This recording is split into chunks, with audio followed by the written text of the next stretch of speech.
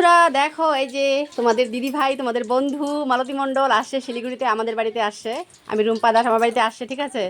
তো আসে একটু আত্মীয় বাড়িতে আরামে খাবে বলে আমি কিন্তু আরাম করতে দিই নাই, একদম রান্না বাড়িতে লাগিয়ে দিয়েছি। কারণ এত ভালো রান্না করে কি বলবো, আসলে পরে মাসি যখন না থাকে না, তখন আমি ভাবি যে মাসি আসলে পরে এটা খাবো ওইটা খাবো। তো যেহেতু মাসি আসে, তো যখন আসে তখন কিন্তু বসে বসে একদম খেতে পারে না, বেচারা রান্না করেই খায়।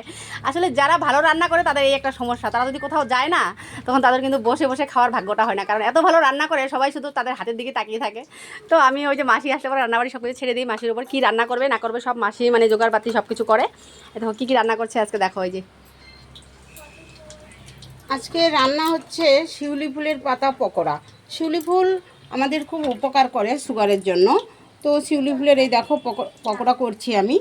আর পাট পাতা পকোড়া হয়েছে, সবজি দিয়ে মুগ ডাল হয়েছে, তারপরে একটা লাবড়া হয়েছে। কারণ কালকে জন্মাষ্টমী, আজকে জন্মাষ্টমীর পারণ, তো নিরামিষ। তারপরে মনসা পূজা, তো আজকে আর পারণ মানেই লাবড়া, লাবড়া ছাড়া পারণ হয় না, তাই না বন্ধুরা?